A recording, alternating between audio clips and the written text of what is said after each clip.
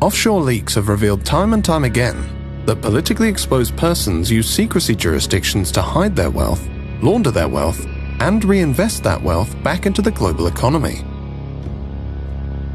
A large part of the international financial system and many of the major financial secrecy jurisdictions are controlled and regulated by Western interests.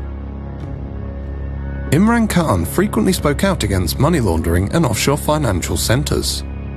His government challenged Western institutions and governments to return and reveal dirty money and undeclared assets of Pakistani origin, pursued an independent foreign policy, and angered the US by refusing to host CIA sites on Pakistani soil.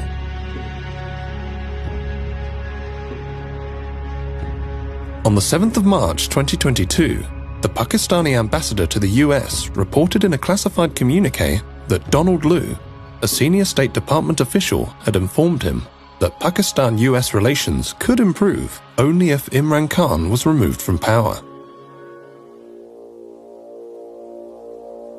Khan actually accused the US of being behind a conspiracy to get him ousted from power. The Prime Minister of Pakistan accused the US of working with the opposition to remove him from power. There is absolutely no truth to that allegation. We are not going to let propaganda, misinformation, and disinformation, lies, get in the way of any bilateral relationship we have, including with the bilateral relationship we have with Pakistan.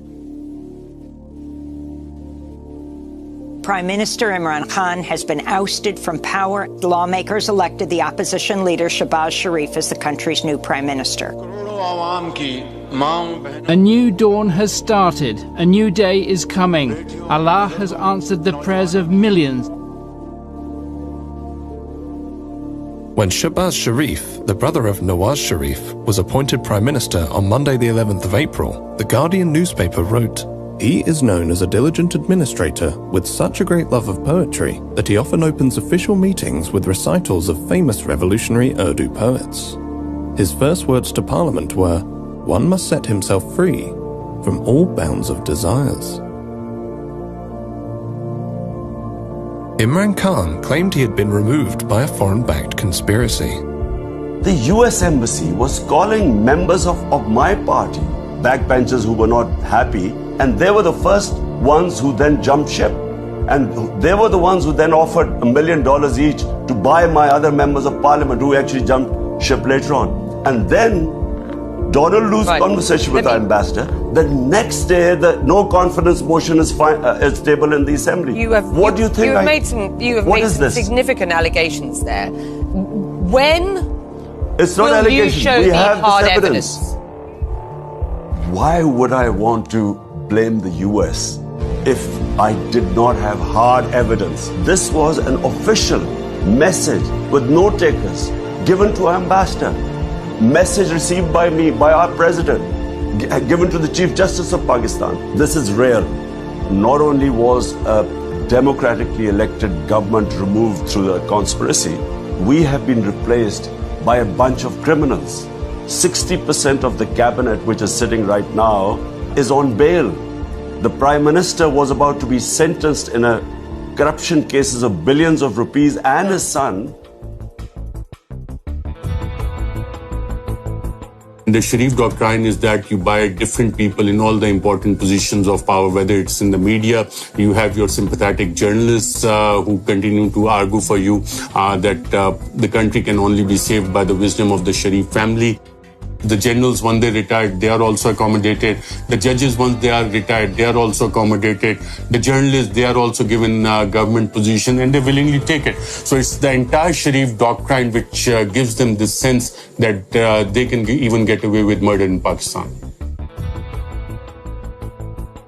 Nawaz Sharif has learned that even though if you are out of power, if you manage to gain time and if you manage to delay the cases in the courts of law, and once you come back into power, you can manage to get a clean check. So I think this time also the same strategy is being followed by the Sharif family.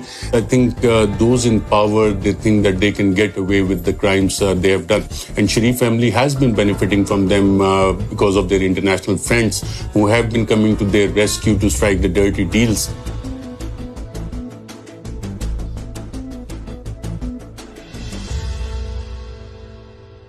Someone once said that to accumulate wealth beyond one's wildest dreams, one must be close to the individuals who make the rules and who enforce those rules. When Shehbaz Sharif's coalition government was appointed, one of its first actions was to pass an amendment to restrict the power of the National Accountability Bureau, which had been in charge of investigating white-collar crime by public office holders. The amendment, which was passed in June 2022, was to take effect retrospectively. The amendment stipulated that the courts had to decide on the outcome of a case within 1 year, and stated that if sufficient evidence was not provided at the time of the arrest, the arresting officer could face 5 years in jail for the filing of a false reference. Dr. Mohammad Rizwan, the 47-year-old chief investigator who presided over the investigation against Shehbaz Sharif and his family in the Ramzan sugar mills case, died of a heart attack on the 9th of May 2022. Another investigator on the same case suffered a heart attack and remains in critical condition. Malik Masood, through whose accounts prosecutors alleged 3.7 billion Pakistani rupees were laundered to various Sharif family members, had been cooperating with investigators when he too suffered a heart attack and died on the 7th of June 2022. The 49-year-old had been a tea-boy at the Ramzan sugar mills, where he drew a salary of approximately $300 per annum for his work at the Sharif family-owned enterprise. According to the Wealth Report, London is the wealth capital of the world, beating New York to the top spot. London is the favoured playground of the world's politically exposed oligarchs and their family members. The Sharif family of Pakistan, the Aliyevs of Azerbaijan, the Kenyatas of Kenya, and many other current and former politically connected families who acquired vast fortunes beyond their known sources of income own billions of pounds of prime London property. London boasts the greatest diversity of international property investors, with people from 45 countries owning properties in London. British-dependent jurisdictions continue to offer financial secrecy and tax evasion services. 84,000 properties in the UK are owned anonymously. The UK government has made repeated promises to crack down on dirty money, but on each occasion, the government has failed to implement the promised legislation or watered down the legislation so as to make it ineffective.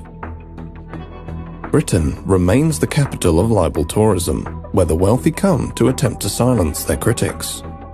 London continues to be a safe haven for the global elite that have fallen out of favour in their home countries. Pakistan under Imran Khan attempted for years to engage with Britain to repatriate laundered money. Many other developing countries have done the same, without success. We approached numerous UK government bodies and ministers for this documentary. Not one agreed to speak to us. The FATF, the Intergovernmental Money Laundering and Terrorist Financing Watchdog, headquartered in Paris, indicated in its first review after the ousting of Imran Khan that Pakistan had met all of the compliance recommendations to be removed from the FATF grey list.